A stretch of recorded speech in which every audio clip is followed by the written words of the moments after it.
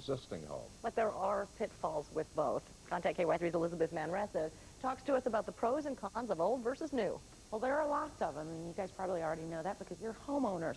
But last year, did you know that the average price for a new home in our area sold for around $115,000?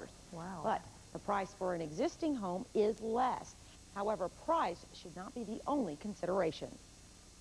It's the biggest investment you'll probably ever make. So the type of house you choose to call home can make a big difference in how much you spend. Rick McGee, who is also a realtor, is building his own home for the first time. But before taking on this project, he and his wife lived in an older home. We loved it. We spent a lot of sweat equity, but we were able to sell it and make about $10,000 profit, too. McGee says the sweat factor may come into play with older homes because you may have to do some renovations. But just a little effort may pay off. A can of paint is cheap. You can go in and make the place look fantastic for, you know, $1,000 and hopefully in a year or two turn a profit on it. Another benefit of buying an older home, you may have more room to negotiate on the price. But that's not always the case with a new home. They have a profit that they need to hit, and typically wherever it's listed at, that's where they're going to want to sell it at. Although you may pay more for a new home, other benefits may outweigh the extra expense. For example, new homes typically come with warranties. That's a big benefit of a new home, is everything's under warranty for the first year. Which doesn't mean a new home won't have problems, but you may have more with an older home. Probably look at a home warranty, depending on how old it is, and vitally important to get a home inspection. Getting a home inspection could help you avoid the unexpected. But with an older home, there's something else to watch out for.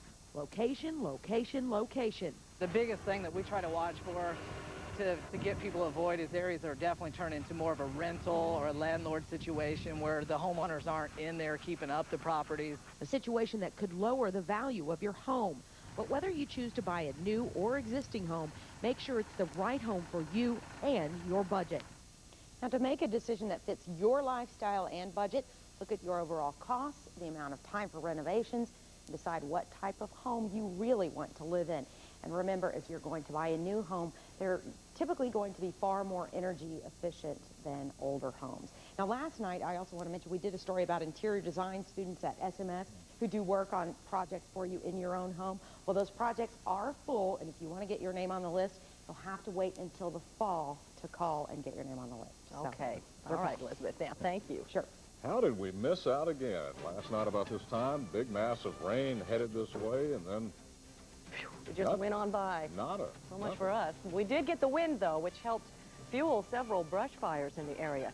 Tom Dye is up next to tell us what happened to the storms and what the future may hold. First, here's today's weather school question. My name is Jonathan Balzell, and I go to Aurora High School.